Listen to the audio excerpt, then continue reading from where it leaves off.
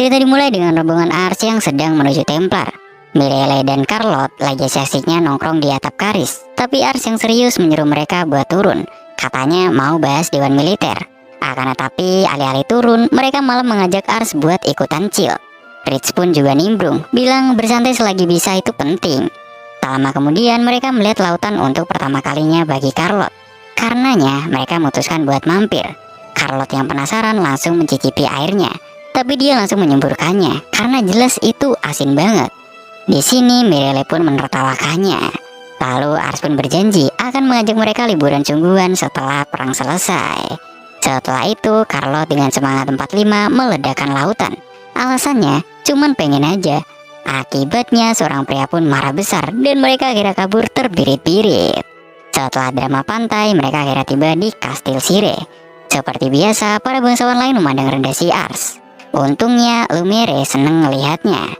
Nah, disinilah Couran muncul dan kaget melihat Mireille yang dulu menolak tawarannya bekerja karena tak mau terlibat dalam politik. Melihat itu, Couran bertanya mengapa Mireille malah bekerja untuk Ars. Mireille dengan santai menjelaskan kalau dia mulai menyukai Ars dan menganggap Ars tuan yang jauh lebih baik. Para bangsawan pun mencibir, tapi Couran justru tertawa. Saat itu seorang bangsawan coba memanas-manasi, bilang kalau Mireille bisa aja jadi mata-mata. Couran langsung pasang badan, menjamin Mireille gak akan ngelakuin itu dan menegaskan pengalamannya yang udah luar biasa. Dia bahkan meyakinkan mereka kalau butuh Mireille untuk menang. Singkat cerita, Dewan Militer pun dimulai. Situasinya musuh tuh lebih banyak, tapi Templar punya keuntungan. Akan tetapi Couran menekankan masalah utamanya, yang mana para bangsawan netral mulai membelot ke Vas. Oleh karena itu, dia meminta ide cemerlang. Lalu seorang pria mengusulkan buat merebut Belat. Tapi Ars sadar, Couran sama sekali tidak terkesan akan ide itu. Sadar akan hal itu, Ars memberi kode pada Mireille. Mireille tanpa basa-basi menyebut rencana itu konyol. Dia menjelaskan jika mereka ke Belat, Vas pasti akan menyerang Separ yang kosong. Dan para bangsawan netral tentu aja akan memilih Vas. Dia bahkan mengatai kalau pria itu bodoh. Para bangsawan tentu aja naik pitam. Tapi Couran justru setuju dengan Mireille. Couran lalu bertanya, apa Mireille punya ide lebih baik?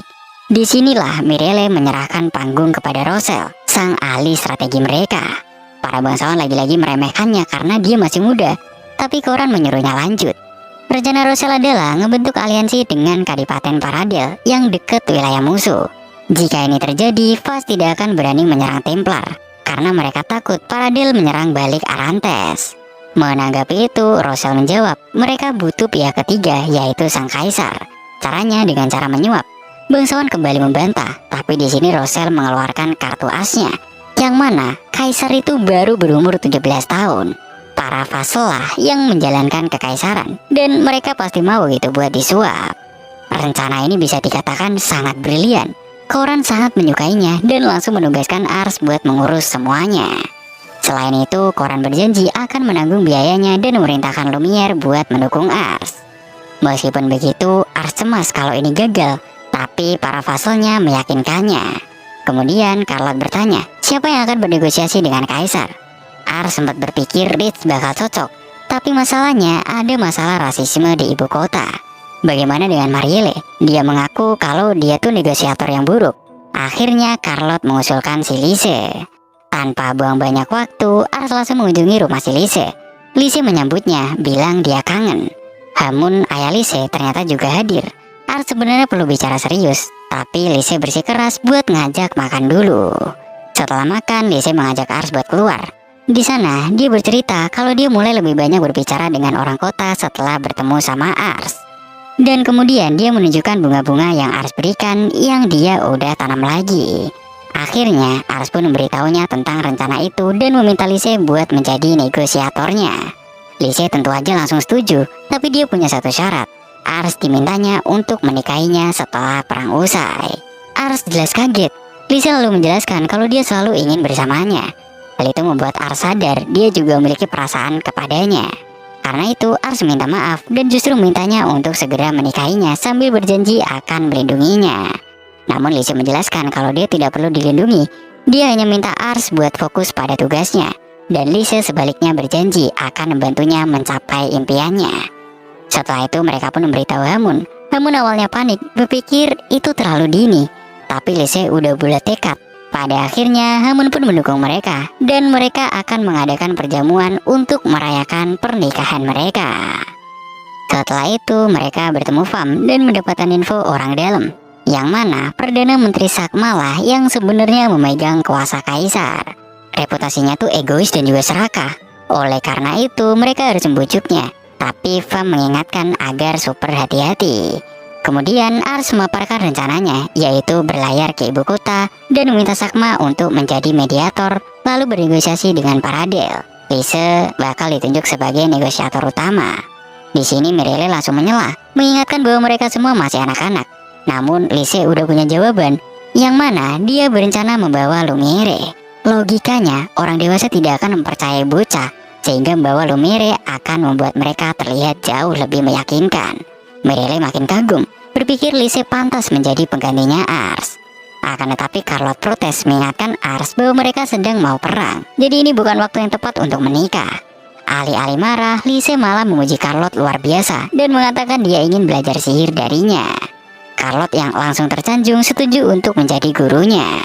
Melihat itu, Roselle hanya bisa mencatat dalam hati bahwa Lise adalah manipulator yang ulung. Selanjutnya, Ars minta Carlotte untuk bergabung sebagai pengawal, sambil menambahkan kalau ini adalah kesempatan langka untuk naik kapal. Carlotte langsung setuju. Akan tetapi, di kereta menuju pelabuhan, mereka sadar kalau Carlotte udah tertidur pulas. Lise memakluminya karena perjalanannya masih sangatlah panjang. Lalu tiba-tiba, Ars melihat sosok Fam yang mencurigakan. Dia membawa berita buruk, yang mana Fas telah beraliansi dengan Shane. Ini gawat, karena pasukan Koran bisa diserang dari dua sisi. Namun Lise sekali lagi menenangkan Ars. Dia mengingatkan bahwa Paradel bisa membantu mempertahankan wilayah mereka. Intinya, mereka hanya perlu menangkan negosiasi ini. Sesaat kemudian, kereta menabrak batu, menyebabkan tas Lise jatuh dan isinya itu adalah buku-buku tentang politik yang berhamburan.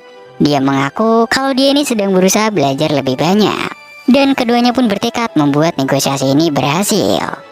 Setibanya di Kastil Templar, Koran memberitahu mereka tentang Shane. Tapi Lise mengatakan mereka udah tahu.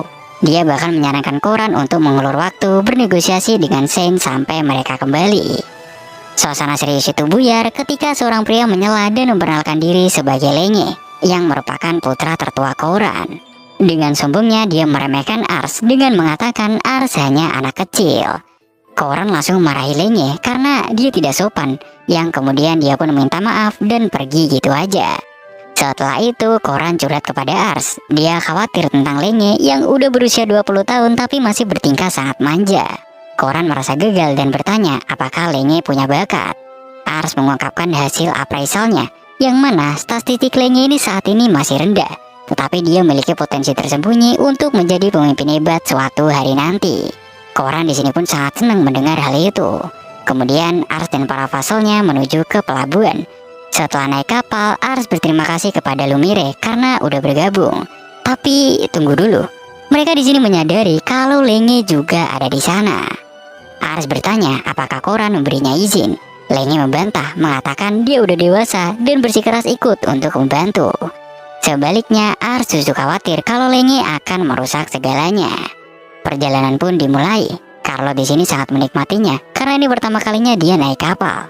Sementara itu semua orang mabuk laut. Di tengah laut mereka melihat sekelompok pria terdampar dan memutuskan untuk menyelamatkan mereka. Namun saat Carlotte memberi salah satu dari mereka air, pria itu tiba-tiba menyandranya. Dia mengancam akan membunuh Carlotte jika mereka tidak menyerahkan barang-barang. Itu ide yang sangat buruk. Carlotte dengan santai di sini pun membakar pisaunya dan meledakkan orang-orang itu dengan mantranya. Setelah diikat, Lenge mengira kalau mereka ini bajak laut dan berencana buat mengeksekusi mereka. Ars bertanya apa pekerjaan mereka karena mereka ini menggunakan pisau dapur yang biasa dipakai untuk menangkap ikan. Ternyata mereka adalah seorang nelayan. Mereka terpaksa meminjam uang dari rentenir karena masalah keuangan kekaisaran. Karena tak sanggup bayar bunga, mereka nekat melakukan kejahatan demi keluarganya. Ars di sini pun memutuskan untuk memberi mereka barang-barang dan menyebutnya sebagai pinjaman. Ars menyuruh mereka menggunakannya untuk memancing dan membayarnya kembali nanti. Lenge di sini berpikir mereka tidak bisa dipercaya, tetapi Ars menjelaskan bahwa dia perlu memberi kepercayaan untuk mendapatkan kepercayaan. Singkat cerita, akhirnya mereka pun tiba di ibu kota kekaisaran. Pemandangannya mencengangkan, yang mana kesenjangan antara si kaya dan si miskin itu sangat-sangat kelihatan banget gitu. Lise pun menyuruh Ars buat pergi duluan dengan alasan dia perlu bersiap untuk negosiasi. Keesokan harinya, Lise muncul dengan pakaian baru yang mewah. Ars bertanya-tanya mengapa dia berganti pakaian. Lise hanya berkata kalau dia akan segera tahu. Mereka pun lalu menuju ke kastil dan bertemu Sakma. Ars langsung meriksa statistiknya, yang mana kecerdasan dan ambisinya tuh tinggi banget. Jadi kemungkinan ini akan sedikit sulit. Sakma langsung pada intinya, dia bertanya berapa banyak uang yang bisa mereka tawarkan. Di sini ada flashback singkat. Lise memberitahu semua orang malam sebelumnya bahwa anggaran mereka hanya 2000 koin emas. Dia berencana mulai tawaran paling rendah di angka 500 koin emas. Kembali ke negosiasi, Sakma tertawa dan meminta 5000. Lise pun membalas bahwa anggaran tahunan kota kekaisaran aja bahkan lebih rendah dari 5000. Sakma menolak dan hendak pergi. Lise pun di sini menghentikannya dan menawarkan 1000 koin emas. Lalu dia juga mengaku kalau hanya itu yang mereka miliki. Sakma di sini pun langsung menerimanya. Ars tentu aja kagum, berpikir semuanya berjalan sesuai rencananya. Tapi tentu aja Lenge merusak segalanya. Dia mengingatkan mereka bahwa mereka masih punya 2000 koin dan ingin memberikan semuanya agar wilayah mereka tidak terlihat miskin. Sakma langsung sadar kalau dia telah ditipu. Akibatnya dia pun membatalkan negosiasi karena merasa terhina. Ars di sini pun langsung jatuh dalam keputusasaan dan menyalahkan si Lenge ini. Akan tetapi Lise menyuruh mereka buat tenang. Dia pun di sini mengejar Sakma. Saat Sakma menyuruhnya kembali karena tidak punya uang lagi, Lise pun melakukan hal yang tidak terduga. Dia di sini melepas pakaian barunya dan menawarkannya kepada Sakma sambil mengatakan kalau pakaian itu bernilai 500 koin emas. Rekan Sakma pun di sini memeriksanya dan membenarkannya. Akhirnya Sakma di sini pun setuju untuk membantu mereka bernegosiasi dengan para Adel. Pada malamnya, Lise pun menjelaskan semuanya, yang mana prioritas mereka bukanlah mendapatkan harga serendah mungkin, tetapi yaitu untuk mencapai kesepakatan. Lalu Lise menjelaskan bahwa strateginya sukses karena Sakma pada dasarnya puas dengan tawaran akhir mereka. Mendengar itu, Charlotte makin kagum, berpikir Lise ini sangat brilian. Namun Lenge justru merasa mereka jahat karena udah berbohong dan langsung pergi dengan rasa kesel. Melihat ini, Lumire memutuskan untuk berbicara dengannya. Lenge di sini curhat kalau dia tidak tahan dengan cara mereka yang berbohong selama negosiasi. Sebagai balasan, Lumire akan memberikan pelajaran hidup ke Lenge. Lenge ini dilahirkan dalam kekuasaan, dia tidak pernah berbohong. Sementara Ars dan Lise berbohong justru untuk melindungi Misian. Tapi tetap aja, Lenge langsung kabur, membuat Lumire teringat masa lalu saat dia mengasuh si Lenge ini. Dia tahu Lenge punya potensi, tapi masih harus banyak belajar. Seminggu kemudian, utusan dari para Adel tiba. Sementara Lenge belum juga kembali ke penginapan. Lalu negosiasi pun dimulai. Ternyata Menteri Luar Negeri para Adel ini tipe yang setia pada Kaisar dan tidak akan mempan disuap. Dia langsung curiga apa mereka mencari kemerdekaan yang dianggapnya sebagai pengkhianatan. Di saat kritis itulah Lenge tiba-tiba muncul dan memberitahunya bahwa faksi Faslah yang sebenarnya menginginkan itu. Hebatnya, menteri itu langsung percaya dan setuju membentuk aliansi dengan Misian. Setelah kembali ke penginapan, Ars jelas bingung. Dia tidak percaya bakal semudah itu. Tentu aja, Lise menjelaskan bahwa itu semua adalah bagian dari rencananya. Ternyata, setelah insiden Sakma, Lenge mengunjungi Lise dan dia langsung minta maaf. Dia akhirnya mengerti bahwa mereka berbohong demi melindungi Misian dan dia pun pengen belajar. Jadi Lise pun memberinya tugas, yaitu untuk menghadiri pesta makan malam yang ada di ibu kota. Disinilah letak kejeniusannya. Semua orang sekarang tahu bahwa Lenge adalah orang yang jujur. Bahkan dia terkenal terlalu jujur sampai hampir merusak negosiasi. Akibatnya ketika dia memberitahu para bangsawan bahwa faksi Fas ingin merdeka, mereka semua langsung percaya. Gosip itu pun menyebar bahwa Fas tidak setia pada sang kaisar. Lenge masih merasa tidak menimbulkan masalah, tapi Lise memujinya karena kesediaannya untuk berubah. Ars juga berterima kasih padanya. Karena itu, Lenge pun menjadi termotivasi, mengatakan kalau dia ingin bekerja keras untuk Misian. Kemudian mereka kembali ke Sear. Koran menyambut mereka dan berterima kasih karena telah mengubah jalannya pertempuran. Dia sempat ingin memarahi Lenge karena udah kabur, tetapi Lenge langsung minta maaf karena dia udah pergi tanpa izin, sambil mengakui bahwa dia juga masih harus banyak belajar. Setelah itu, Koran pun mengumumkan rencana selanjutnya. yaitu invasi distrik Alfarta. Ars dan Lumire ditugaskan untuk memimpin tentara Kanair dan mengumpulkan pasukan bulan depan. Malamnya Carlot khawatir melihat Ars gugup. Ars mengakui bahwa dia takut karena ini akan menjadi pertempuran pertamanya. Tapi dia bertekad tidak akan mengecewakan ayahnya. Setelah itu, Ars pun berjalan-jalan di sekitar desa bersama Lise. Dia ingin menghabiskan waktu bersamanya sebelum perang. Penduduk desa yang melihatnya merasa khawatir dia mungkin akan mati di dalam perang. Oleh karena itu, mereka pun memberinya banyak makanan sebagai bekal dan menyuruhnya buat tetap sehat. Sebelum pulang, Ars pun memutuskan ingin mengunjungi ayahnya. Di depan makam Ravenlaufen, Ars menceritakan semua yang terjadi. Dia mengakui bahwa dia akan menghadapi pertempuran pertamanya. Dia bertanya-tanya apakah dia siap. Tapi dia tahu dia harus melakukannya untuk melindungi rakyatnya. Tak lama para vasalnya pun bergabung. Mereka berjanji pada Raven bahwa mereka akan melindungi Ars dan memenangkan perang ini. Singkat cerita, tibalah saatnya keberangkatan. Lise memberikan pedang kepada Ars sambil berjanji akan melindungi rumah besar itu saat dia pergi. Para prajurit berkumpul di Templar Plaza. Lalu koran pun muncul dan memberikan sebuah pidato yang membakar semangat. Tujuan mereka yaitu untuk merebut Arkantes. Dia menegaskan bahwa berkat aliansi dengan Paradel, mereka kini bisa bergerak. Ngedengar itu, para prajurit pun langsung bersorak. Mereka bersemangat dan tidak takut mati.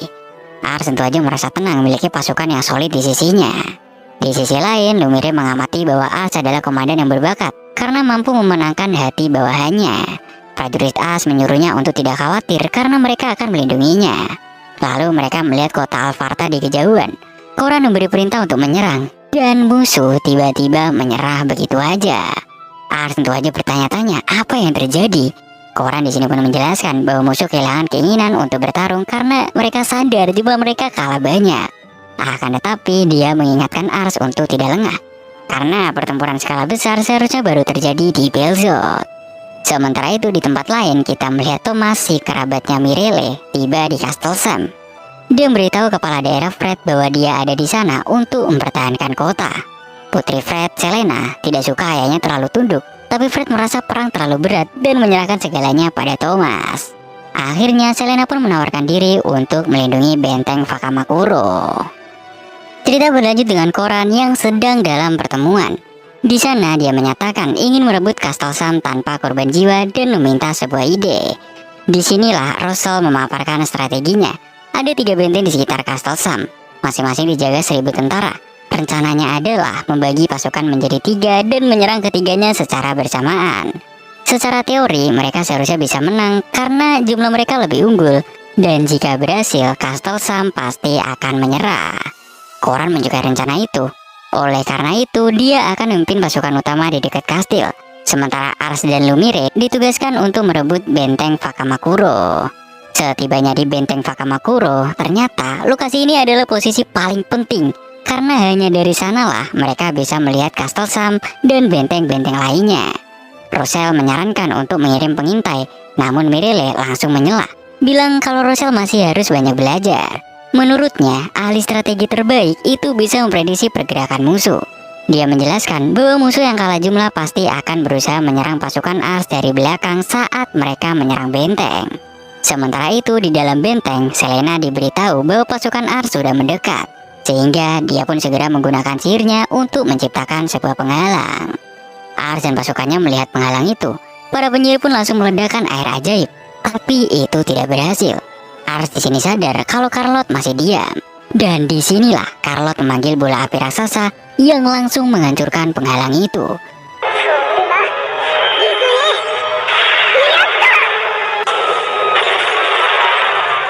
Sontak semua orang pun pada melongo melihat betapa kuatnya dia ini. Lumire lalu memberi perintah untuk menyerang, tapi penghalang itu tiba-tiba pulih kembali. Di saat itulah Mirelle sadar bahwa musuh memiliki penyihir yang bisa menandingi si Carlot. Lalu situasi pun menjadi semakin gawat ketika seorang pengintai memberi kabar yang mana 10.000 tentara musuh udah pada mendekat. Ars di sini jelas panik dan Mirelle sadar musuh mengirimkan pasukan utama mereka. Kemudian Russell pun memamparkan pilihan mereka. Yang pertama, mereka bisa mundur tanpa kehilangan benteng sama sekali. Yang kedua, mereka bisa bertahan, tapi mungkin mereka akan mati jika gagal. Tapi jika berhasil, mereka bisa bertahan sampai Koran datang. Ditambah lagi, penyihir itu menambahkan bahwa mereka butuh setengah hari untuk menghancurkan penghalang itu. Karena itu, Lumiere pun di sini berpikir mereka harus mundur. Tetapi Ars justru sebaliknya. Dia percaya pada vasalnya yang berbakat itu. Maka Ars membuat keputusan. Dia pun memerintahkan Ritsu untuk menunda musuh. Dan Carlot berjanji akan menghancurkan penghalang itu dalam waktu 1 jam. Para prajurit di sini pesimis, tapi Ars yakin ini adalah satu-satunya kesempatan mereka. Maka di sini dimulailah 2 pertempuran. Pertama, di satu sisi kita melihat tentara Vas yang mendekati gunung. Mereka merasa akan bisa memberi kejutan. Kenyataannya, mereka yang terkejut karena tiba-tiba mereka disergap dan dikepung di jalur sempit oleh Ritsu. Di sini strategi Ritsu berhasil membuat jumlah mereka tidak berguna. Kedua, di sisi lain di depan benteng, para penyihir terus menyerang penghalang. Masalahnya, air ajaib mereka terbatas. Sebaliknya, di dalam, Selena justru masih memiliki banyak sekali air ajaib yang disiapkan oleh ayahnya. Meskipun dia agak kesal karena merasa terhina, berpikir ayahnya tidak percaya pada kekuatannya. Di saat genting itu, Carlot memutuskan untuk mengambil resiko yang gila. Yang mana dia mengkonsumsi semua air ajaib yang tersisa untuk mantra pamungkasnya. Dia di sini hanya meminta Ars untuk merawatnya jika dia nantinya pingsan.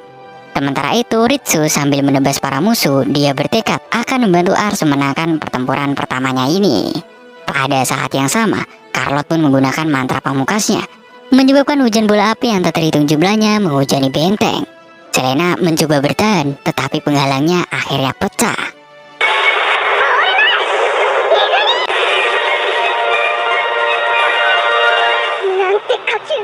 Carlot pun di sini bertanya pada Ars, apakah dia terkesan? Lalu dia pun langsung pingsan. Sementara itu, Ritsu di sini udah kembali bersama yang lain. Singkat cerita, mereka pun di sini berhasil menang. Lalu Koran datang dan memuji Ars karena telah merebut benteng. Tapi kemudian dia bertanya, apa yang akan terjadi pada Selena dan anak buahnya? Jawabannya, dia akan dieksekusi. Selena di sini udah menerima nasibnya. Akan tetapi, Ars menghentikan perintah Koran. Ars di sini berargumen bahwa membunuh mereka justru lebih beresiko. Karena kalau kayak gitu, tidak mungkin mereka bisa menyatukan misian jika keluarga mereka menyimpan sebuah dendam. Lalu Rosel memberikan saran yang cerdas, yaitu Ars sebaiknya menilai para prajurit. Dengan begitu, mereka bisa merekrut yang berbakat dan menggunakan sisanya untuk pertukaran tahanan. Koran yang pragmatis memutuskan untuk mengikuti rencana itu. Lalu Ars pun memberitahu Selena untuk tidak menyanyiakan hidupnya. Di sini Carlot yang udah siuman mengakui bahwa dia cemburu pada sihirnya Selena. Karena sihirnya sendiri itu hanya bisa merusak, tapi tidak bisa melindungi sekutu seperti penghalangnya si Selena ini. Akhirnya Koran memberi Selena kesempatan terakhir, yang mana dia disuruh buat meyakinkan ayahnya untuk bersumpah setia kepadanya. Kemudian Fa mengunjungi mereka dengan info baru, yang mana Castle Sam adalah target berikutnya. Dia memperingatkan mereka bahwa kastel itu dijaga sangat ketat. Satu-satunya cara masuk adalah melalui gerbang depan. Dan yang paling terburuk, komandannya adalah si Thomas yang sangat-sangat berbahaya. Seketika mereka di sini pun semua sadar, ini tidak akan mudah. Sementara itu di Castle Sam suasananya lagi tegang. Selena minta maaf karena udah gagal. Namun Fred justru senang melihatnya kembali hidup-hidup. Sikap ini malah membuat Selena bingung kenapa ayahnya berubah. Biasanya dia udah dimarahi habis-habisan jika dia gagal. Di luar kastil, pasukan Koran telah berkumpul. Koran sadar mereka perlu merebutnya dengan paksa dan memerintahkan serangan total. Kapten musuh yang berjaga merasa sangat yakin mereka tidak akan bisa menembus gerbang. Sehingga dia merintahkan anak buahnya untuk menembakkan meriam. Namun saat pasukan Koran menyerbu ke depan, gerbang itu tiba-tiba terbuka dengan sendirinya. Kapten musuh jelas tidak percaya. Kemudian seorang tentara bertanya-tanya apa yang terjadi. Kita kemudian mengetahui ini semua adalah rencana Rosel. Dia menyuruh Vam untuk menyusup dan membuka gerbang dari dalam. Bagaimana cara Vam masuk? Ternyata dia berbaur selama proses pertukaran tahanan. Di dalam, Selena mengetahui kalau gerbang depan telah ditembus dan memerintahkan anak buahnya untuk bersiap bertempur. Tapi dia menyadari bahwa Fred justru telah merintahkan mereka untuk menyerah. Dalam kilas balik singkat, kita melihat betapa Selena mengagumi si Fred di masa lalu sebagai penguasa yang hebat. Namun, Selena memperhatikan ayahnya telah berubah. Kembali ke masa sekarang, Fred menyuruh Selena melarikan diri. Disinilah Thomas nimbrung. Dia mengagumi tekad Selena, tapi mengatakan kastil itu sudah tidak ada harapan, kecuali Dia punya rencana gila, yaitu menggunakan katalis sihir ledakan untuk memancing koran masuk. Lalu dia akan meledakkan semuanya. Fred awalnya setuju, tapi Selena menentang rencana licik itu. Melihat rakyatnya ketakutan, dia mengingatkan ayahnya bahwa tugas mereka adalah melindungi rakyat. Dia pun menghancurkan katalis itu sambil mengatakan kalau dia tidak akan menerima perintah dari Thomas atau mengorbankan rakyatnya. Thomas yang marah memutuskan buat pergi, mengancam kalau Fred akan menyesal telah mengkhianati Faz. Saat anak buah Thomas yang marah mencoba menjatuhkan Fred, Fred dengan mudah mengalahkan mereka. Setelah itu, Fred menyerah kepada Koran dan memohon agar tentaranya diampuni.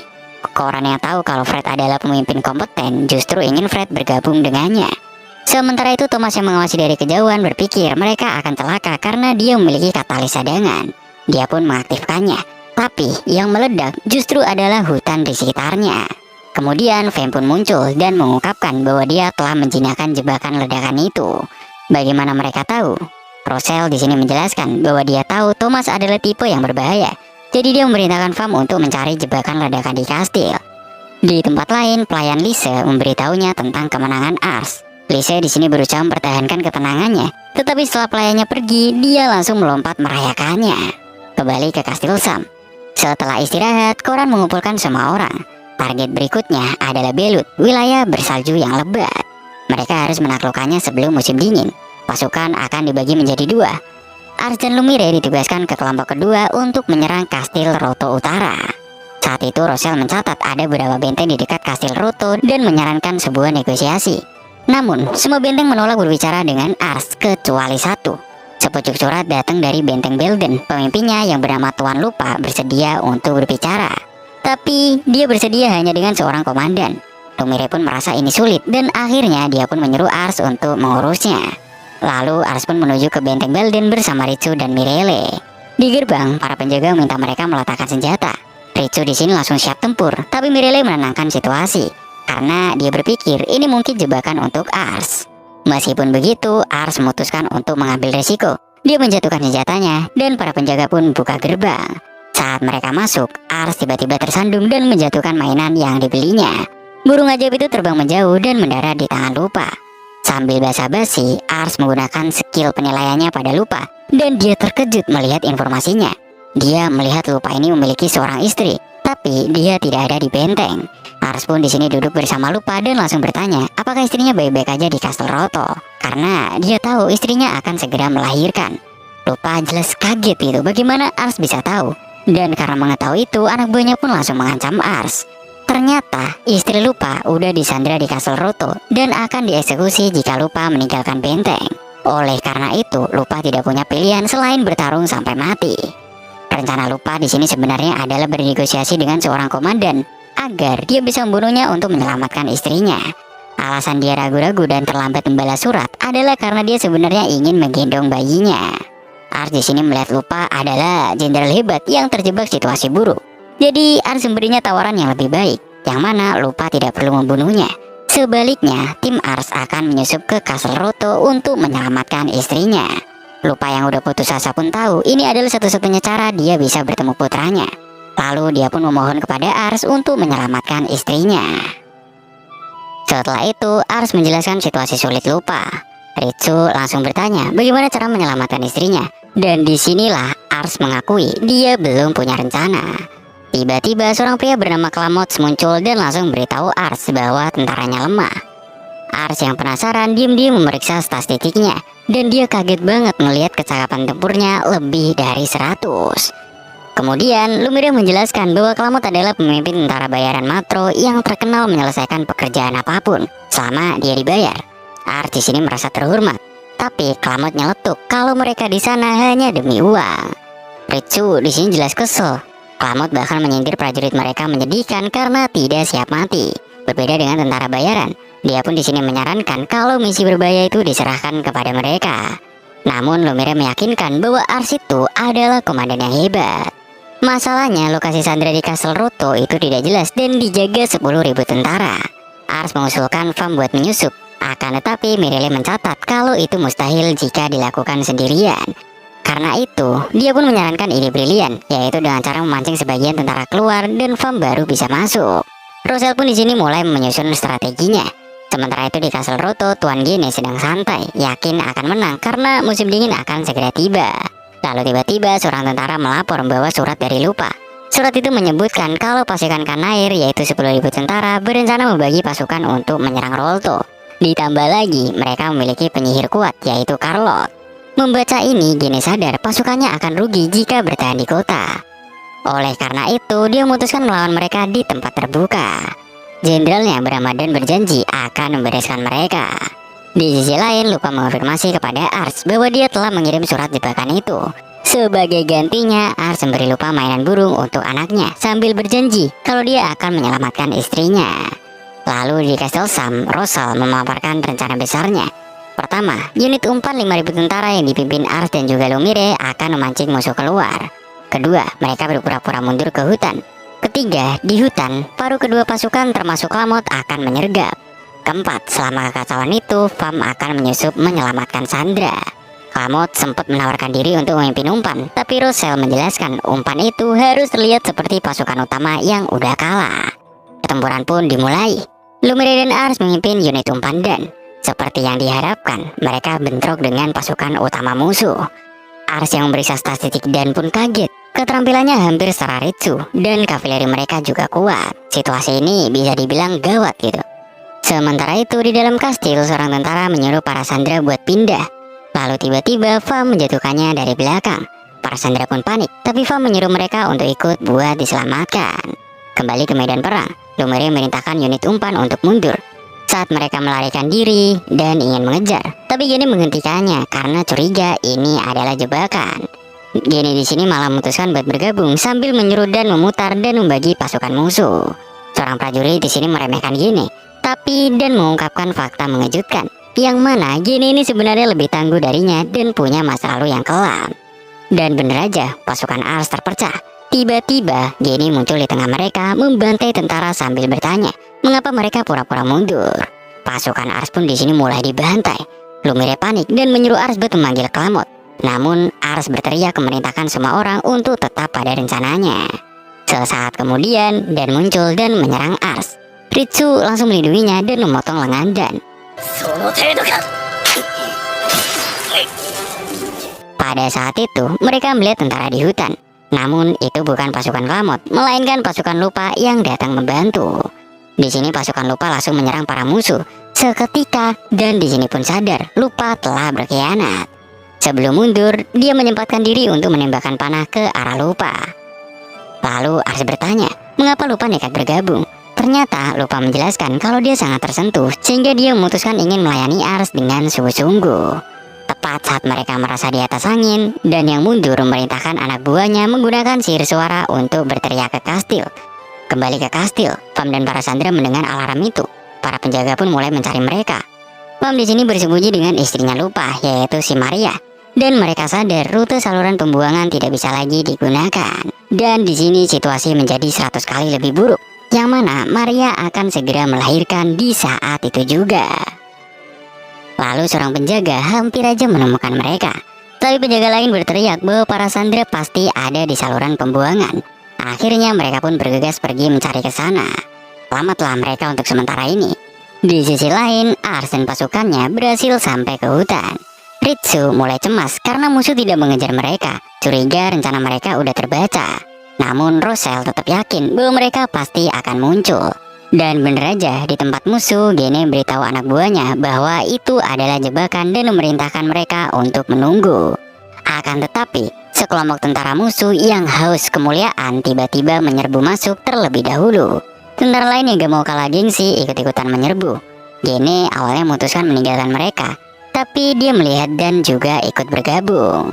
Terpaksa Gene memerintahkan pasukannya untuk mengikuti. Inilah inti dari rencana brilian Rosel. Dia tahu tentara bakal sulit diem jika merasa sedang menang.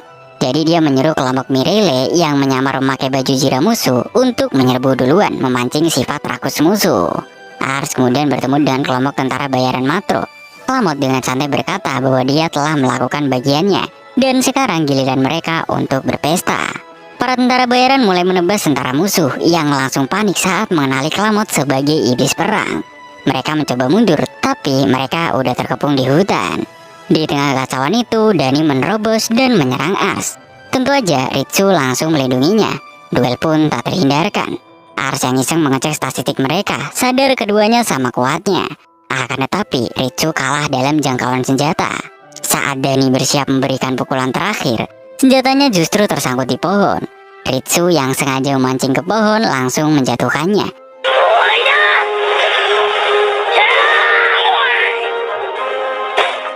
Tepat saat itu Gene akhirnya tiba.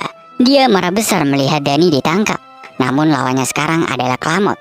Tanpa banyak drama, Klamot membuatnya terbang dengan satu serangan.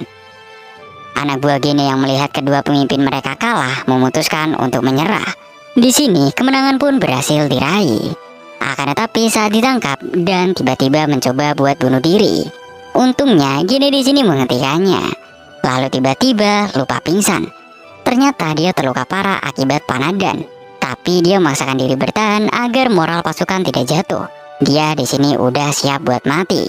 Namun tiba-tiba Maria muncul sambil menggendong bayi mereka.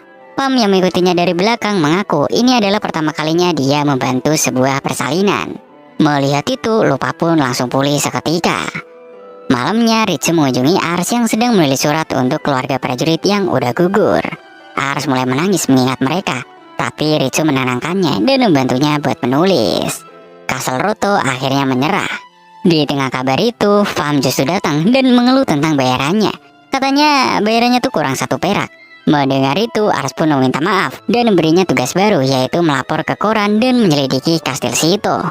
Fam di sini pun langsung menyuruh Ars buat memberinya 1 kantong lagi untuk tugas itu. Saat Fam menuju unit perbekalan Koran, dia melihat pemandangan buruk, yang mana area penyimpanan terbakar. Ternyata Thomas telah menyergap mereka, menghancurkan separuh pembekalan dan air ajaib mereka. Kemudian di kastil Sito, Thomas mengusulkan rencana berikutnya kepada atasannya, yaitu buat membunuh si Koran. Kabar ini pun sampai ke Ars. Mireille langsung sadar bahwa katalis besar yang dibawa musuh ke Gunung Tori bukan untuk menyerang Ars, tapi untuk menyerang Koran. Dia juga meramalkan bahwa musuh akan menggunakan sihir hujan untuk menutupi suara saat melakukan pembunuhan. Bisa dikatakan nyawa Koran ini dalam bahaya, coy. Mireille segera mengirim pesan kepada Fam untuk segera melindungi Koran. Dan bener aja saat hujan deras turun, camp Koran tiba-tiba diserang. Koran di sini sadar penyerang utamanya adalah Thomas. Di sini mereka pun bertarung sengit. Koran berhasil menusuk kaki Thomas, tapi dia langsung terkepung. Lalu tiba-tiba segalanya menjadi gelap gulita. Fam di sini pun muncul di belakang Koran. Fam lalu menggunakan sihir bayangan membuat musuh benar-benar buta. Mereka lalu memanfaatkan momen itu untuk kabur. Kemudian Fam merintahkan anak buahnya untuk membawa Koran pergi, sementara dia tetap di belakang untuk mengulur waktu. Thomas memasuki kegelapan itu, tapi Fam sebagai spesialis mengalahkan anak buahnya dengan mudah. Akhirnya duel 1 lawan 1 Thomas melawan Fam dimulai. Meskipun Fam menghapus jejak suara dan kehadirannya, Thomas yang berpengalaman berhasil memprediksi gerakan Fam dan menebasnya. Namun dia terlambat. Koran telah melarikan diri. Thomas di sini pun lalu merintahkan anak buahnya untuk segera mundur. Koran akhirnya balik ke campnya dengan strategi baru di kepalanya. Dia sadar kalau musuh udah ninggalin Castle Sto, dan di momen itu juga dia mikir ini adalah kesempatan emas untuk merebutnya. Sementara itu Fam yang dari awal cuma ditugasin buat nganterin Koran ngerasa misinya udah kelar. Jadi dia siap-siap balik ke Ars buat nagih bayarannya. Tapi sebelum pergi, Koran yang super berterima kasih karena udah diselamatin. Dia ngasih tas penuh emas ke Fam, bahkan nawarin posisi di pasukannya. Tapi Fam langsung nolak mentah-mentah. Dia menegaskan bahwa dia bukan bawaan Koran dan akan meminta bayarannya langsung ke Ars dengan harga yang konyol. Akhirnya dia nyuruh utusannya buat ngucapin terima kasih ke Ars sambil ngasih tahu kalau Fam bakal minta hadiah yang gila. Beberapa waktu kemudian Fam balik ke Ars. Ars nyambut dia dengan hangat, tapi langsung sadar kalau Fam ini kelihatan agak luka-luka. Di sini Fam pun mulai ngetes si Ars. Dia bertanya apakah Ars tidak takut pada Shadow, mengingat mereka adalah kelompok penuh penjahat. Tapi Ars santai banget menjawabnya bahwa dia tidak takut, malah seneng bisa mengandalkan mereka. Ars sebenarnya udah siap banget buat negosiasi. Koran udah ngingetin soal harga konyol itu, tapi tiba-tiba Fam malah ketawa keras. Dia sadar Ars beda banget sama klien-kliennya sebelumnya. Ars gak memperlakukan mereka kayak alat, tapi kayak manusia biasanya. Dan karena itu Fam pun bikin kejutan gede. Dia bilang kalau dia mau jadi vasalnya Ars. Dia menegaskan bahwa mulai sekarang Shadow bakal kerja langsung untuk si Ars. Ars tentu aja nerima dengan senang hati, dan hubungan mereka di sini pun dimulai. Sementara itu di Castle Stowe suasana lagi agak suram. Para prajurit lagi ngomongin kegagalan mereka yang gak berhasil bunuh si Koran. Di tengah obrolan itu, mereka malah iseng ngeledek seorang anak cowok aneh. Salah satu dari mereka coba ngambil tombaknya, tapi langsung kaget, beratnya gak masuk akal. Anak itu cuma ngeliat santai dan bilang kalau itu bukan senjata buat orang yang lemah. Dan nama anak ini adalah Bram. Beberapa waktu kemudian rencana penyerangan pun dimulai. Pasukan Koran yang berjumlah 50 orang nyerang gerbang selatan buat jadi umpan. Sementara pasukan Ars yang cuma 5.000 orang bakal nyerang gerbang utara. Rencananya, Klamot bakal buka gerbang selatan dari dalam. Prajurit musuh di gerbang utara jelas ngeremehin pasukan kecil Ars. Dan ya, itu merupakan kesalahan yang fatal. Tanpa basa-basi, Carlot maju ke depan dan melempar bola api raksasa yang langsung bikin lubang gede di gerbang. Para prajurit panik setengah mati. Ars lalu langsung nyuruh serangan total. Ritsu dan Mireille menerobos masuk, dan musuh jatuh satu persatu kayak daun kering. Melihat itu, kapten mereka akhirnya nyerah. Tapi tiba-tiba Bram muncul dan malah ngejatuhin kaptennya sendiri. Dia teriak-teriak pengen bertarung dan langsung nantang Ritsu duel. Ritsu dengan santainya cuma ngindarin semua serangan Bram. Bram di sini pun makin semangat, tapi Ritsu bilang kalau pertarungan ini sangatlah membosankan. Bram yang kesel menyerang lebih brutal, dan Ritsu dengan mudah ngejatuhin dia sambil ngasih tips bertarung layaknya pelajaran private.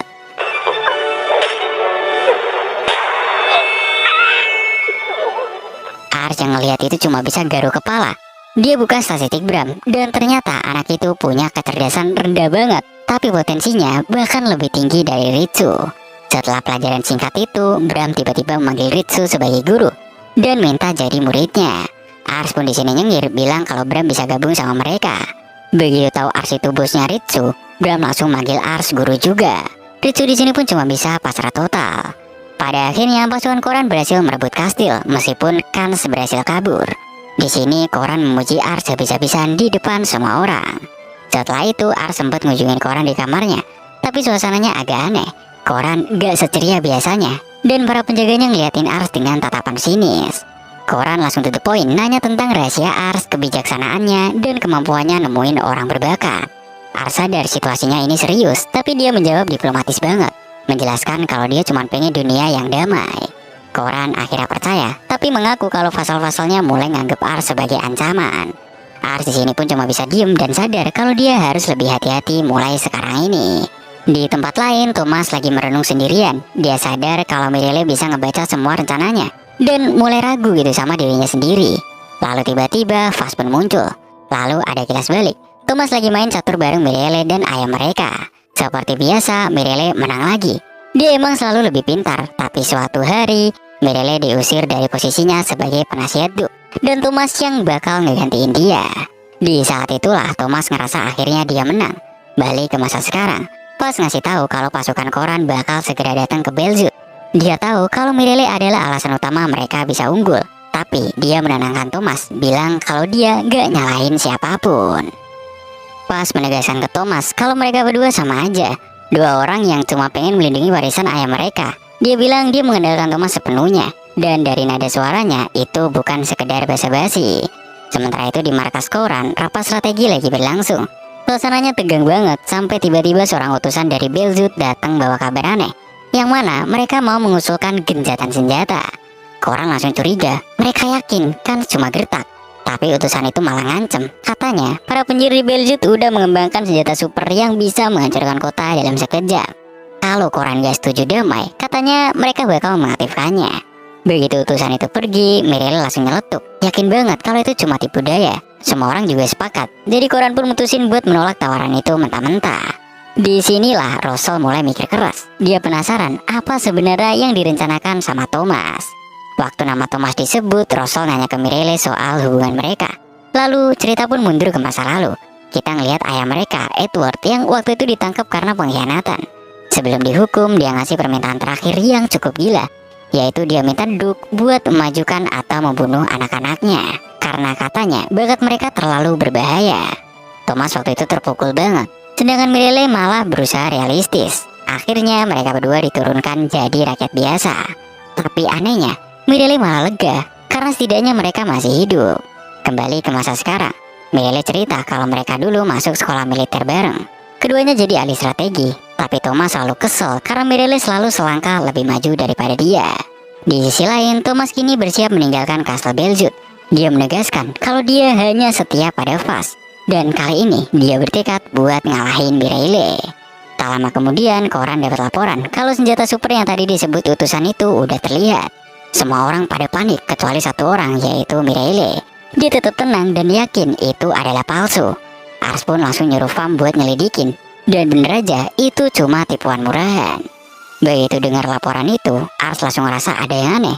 Situasi ini agak asing buat dia. Dia keinget pertempuran tiruan dulu, waktu Mirele pernah pakai taktik yang sama. Artinya, Thomas lagi ngelakuin hal yang sama. Russell pun langsung buka peta, mikir cepet. Dia nyimpulin kalau pasukan Thomas pasti bersembunyi di hutan. Tanpa pikir panjang, Koran nyuruh pasukannya berangkat dan membakar hutan itu. Tapi, tunggu dulu. Ternyata Thomas dan pasukannya udah selangkah lebih maju. Mereka pasang bahan peledak di seluruh hutan. Disitulah Thomas akhirnya buka kartu. Karena jumlah mereka jauh lebih sedikit, ledakan aja nggak cukup. Rencananya gila. Mereka bakal menyerang musuh tepat saat ledakan terjadi. Thomas tahu itu misi bunuh diri, tapi dia ingat kepercayaan Vas padanya. Walau dia nyuruh anak buahnya buat mundur, gak ada satupun yang mau pergi. Sementara itu, pasukan Koran udah berkumpul di luar hutan. Para penyihir siap nyulut tapi Russell mendadak ngerasa ada yang salah. Firasatnya buruk banget. Dia langsung nahan Koran sebelum perintah serangan keluar. Di dalam hutan, Thomas bingung kenapa musuh belum nyerang. Tapi belum sempat mikir lama, pemanah dari sisi Koran mulai melepaskan panah, dan pertempuran besar pun pecah. Thomas langsung maju, berhadapan langsung sama Koran. Melihat Koran dalam bahaya, Ars spontan ikut maju, walau panik. Thomas hampir nebas Ars, tapi Ricu muncul tepat waktu dan menjatuhkan si Thomas. Thomas masih keras kepala, menolak buat menyerah, sampai dia ngelihat Mirele datang. Di sini pasukannya pun akhirnya menyerah. Mirele nyengir dan mengajak Thomas karena kalah lagi. Tapi kemudian dia ngaku sesuatu yang bikin semua orang kaget. Ternyata kali ini dia gak bisa baca rencana Thomas. Yang nyelamatin mereka dari jebakan itu adalah si Russell. Thomas di sini pun bengong. Gimana Russell bisa tahu? Russell cuma jawab santai. Katanya dia cuma mikir gimana caranya Thomas bisa ngalahin Mirele. Dari situ dia bisa nebak pola serangan baliknya. Ars kemudian pakai penilaiannya ke Mirele. Dan di sini dia sadar kalau Mirele sebenarnya sering nyembunyiin perasaannya. Dia pun di sini nyuruh Mirele buat jujur aja. Mirele di sini akhirnya ngaku kalau dia memang kalah, tapi Russell menutupi kesalahannya. Untuk pertama kalinya, dia mengakui kalau Thomas adalah ahli strategi yang hebat. Mendengar pengakuan yang selama ini dia pengen, Thomas pun tersenyum dan akhirnya dia menyerah dengan lega. Koran sempat nawarin dia buat bergabung, tapi Thomas menolak dan akhirnya dia dikurung di dalam penjara. Setelah itu, Castle Belzut pun resmi menyerah. Ini jadi kemenangan besar buat Koran. Koran memuji semua orang lalu ngumumin kalau mereka sekarang menguasai 2 dari 3 kota besar. Dia bilang udah saatnya nunjuk kepala daerah baru. Tanpa basa-basi dia ngumumin Lumire sebagai kepala daerah Belzut dan lupa sebagai pemimpin Kastil Sam. Di tengah perayaan, Carlot nanya, siapa yang bakal mimpin Kanair sekarang? Koran jawab kalau Lumire gak bisa pegang 2 tempat, jadi Arslah yang bakal jadi kepala daerah Kanair. Ars langsung panik, dia ngerasa gak pantas. Tapi sebelum sempat protes, beberapa bangsawan rese berdiri dan nolak keputusan itu karena Ars masih terlalu muda. Untungnya bangsawan lain yang lebih waras langsung pasang badan. Mereka ngejelasin semua prestasi Ars dan tentu aja para vasalnya ngedukung penuh. Akhirnya Ars nerima posisi itu dan semua orang merayakannya. Beberapa waktu kemudian Ars ngobrol pribadi sama Lumire. Ternyata Lumire gak terlalu seneng dengan promosinya, karena dengan promosi itu artinya dia harus meninggalkan Kanair. Tapi di sisi lain dia lega karena Kanair bakal dipimpin sama Ars, orang yang dia anggap pemimpin sejati. Lumire nitip pesan, bikin Kanair jadi tempat yang lebih baik dari sekarang ini. Ars pun di sini langsung janji kalau dia bakal ngelakuin yang terbaik yang dia bisa. Setelah itu Ars pun balik ke Lambert dan semua orang nyambut dia dengan gembira. Tapi di tengah sukacita itu dia ngelihat sebuah keluarga menangis. Mereka yang nangis setelah kehilangan putra mereka di perang. Tapi meski begitu, mereka tetap berterima kasih kepada Ars, bahkan nyuruh dia buat gak sedih lagi. Lisa jadi orang yang paling semangat nyambut dia. Dia langsung lari ke sisinya dan bilang betapa dia merindukannya. Keluarga Ars yang lain juga ikut bahagia. Gak lama kemudian, pelayan datang membawanya ke suatu tempat. Dan di luar, vasalnya mendengar lonceng gereja berdentang. Mereka pun langsung sadar kalau di sini Ars mau nikah. Ternyata semua orang udah siap di tempat acara dan Ars sendiri masih show berat. Hamun akhirnya ngaku, katanya mereka udah nyiapin semuanya diem-diem sebagai kejutan buat si Ars. Dan disitulah Lise muncul dengan gaun pengantinnya yang cantik banget. Ars di sini cuma bisa mikir satu hal, Lise kelihatan luar biasa. Singkat cerita upacara pun dimulai. Di momen itu Ars sadar betapa banyaknya penderitaan yang orang alami selama perang. Dia tahu sekarang tugasnya bukan cuma memimpin, tapi melindungi mereka dan menciptakan dunia yang damai. Dia di sini berjanji pada Lise kalau dia akan berusaha sekuat tenaga, dan Lise juga berjanji akan selalu bersamanya.